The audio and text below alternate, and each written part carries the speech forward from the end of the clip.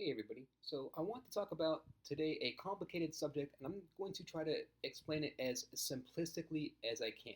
And that subject is probabilistic sampling. And this subject is a really new subject with regards towards mathematics and AI anyway.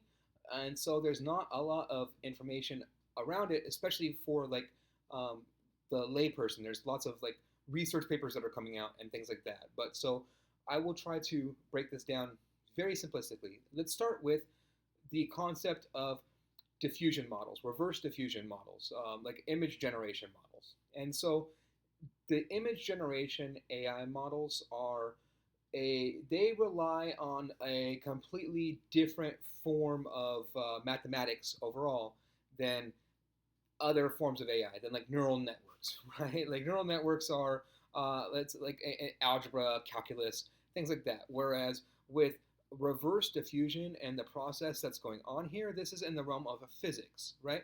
And then so diffusion in a physics process is very straightforward. You take in this example an image and then you add noise to it, or you the diffusion process is in thermodynamics with regards towards heat, right? Heat transfer. So it's that heat will transfer from the hot and then it'll mix with the cold, and then that's how heat transfer works, right? And then so uh, reverse diffusion is the opposite of that process. But with reverse diffusion, when it comes to this image generation process, is imaginary, right? Like so diffusion is an actual process, and it's always generally referring to an actual process or actual processes that can be evaluated and determined, right? Like you're like it's physical heat transfer.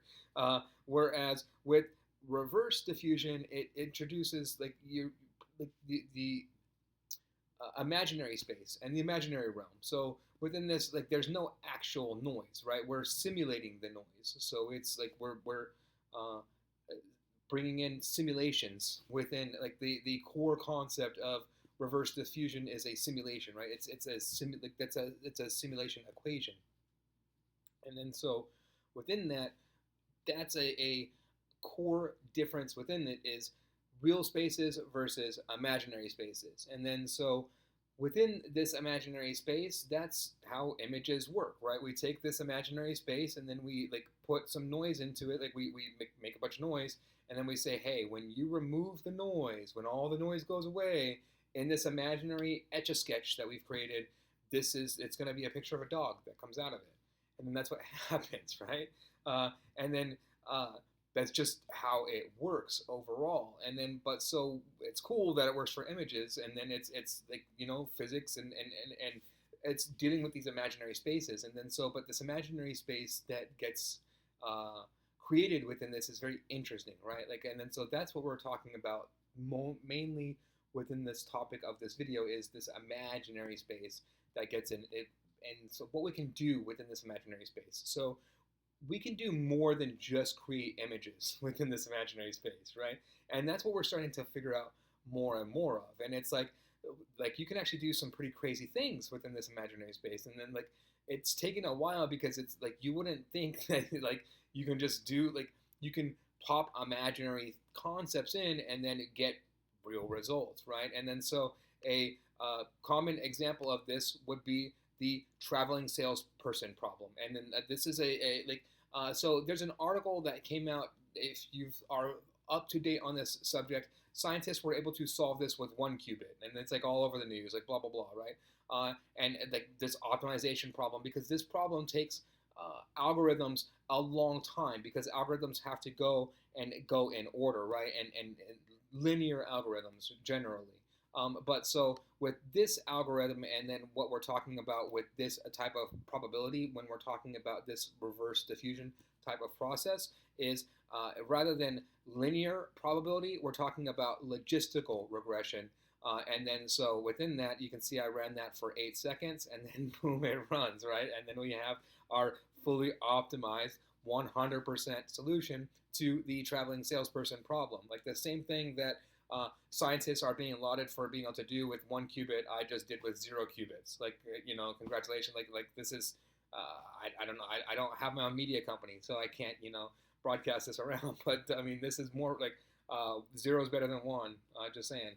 But so overall, like kind of like what's going on here and explaining this process, right? Like so, to me, in the most simplistic terms that I can break this down, I want to break this down in a more philosophical sense than mathematical sense. So uh, let's go to Plato, right? Plato invented the term Platonic forms. And then Platonic forms are, let's say that when we're dealing with, we'll start with cup, right? The Platonic form of cup is the most perfect cup that could possibly exist.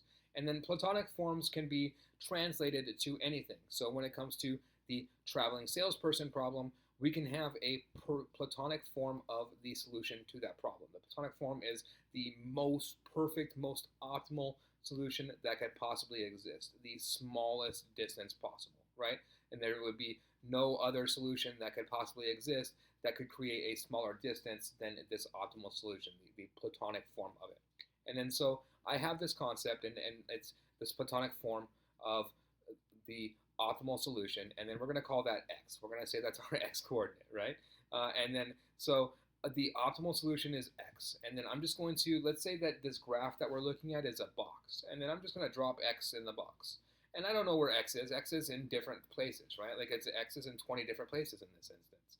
But so I sprinkle it in, boom, x is in there, and before this denoising process happens, we don't know where it is. I just dropped it in there, right? Let's say I dropped it in there 20 times, and then now we drop in our agents, and then so in this instance I dropped in 50 agents, and then so I just dropped in 50 algorithms, and I threw them all in there at once. And then what happened when I hit that play button was all 50 of those algorithms fired at once, and then they all explored this box, and then they all went in different places in the box, and then they said, hey, I found one of the 20 areas that have been dropped, and then they can all talk with each other, right? And then they all communicate, and then they all know, and they start to map out, and then so they all start to, okay, we've explored, and then so they explore more of the box. And then what ends up happening here is, so quite honestly, like what the bottom line that ends up happening is they end up exploring like 98 to 99% of the box, right? And then within that, they can find the perfect solution. And then so why this is kind of like new math, and like why a lot of people I think struggle with this is so that a lot of people that are attracted to math, they're attracted to the concept of like everything being 100% within math, right? Absolutes within math, and math is very good at absolutes, except for when it comes to probabilistic math. And then so within probabilistic math, you're not dealing with absolutes, you're dealing with like 98% probability, 99% probability, but it's always like it's never like that's inherent within probability. It is never absolute, right? And then so within like this within this type of math, I think people that are attracted to math shy away from this type of math.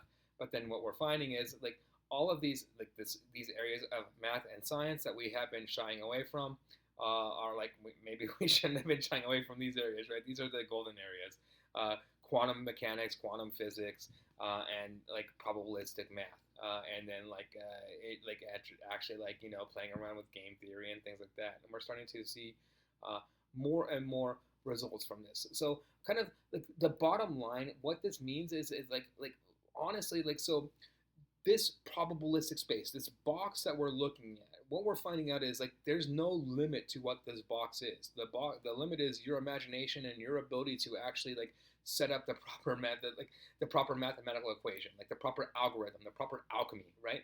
Like so if you can set up the box right, and then you can set up how to drop it in the box, like the proper formulas for those two, that's all you need. And then you'll have the equations that you need.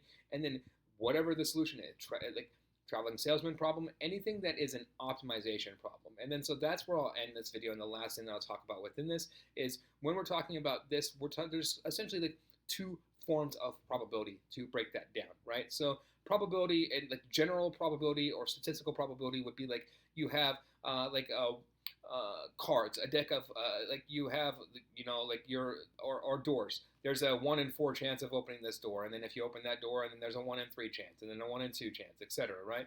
And then so it's linear, very linear within this. But then again, to highlight this and to get this into your, like, we're talking non-linear in everything that we're talking about within this.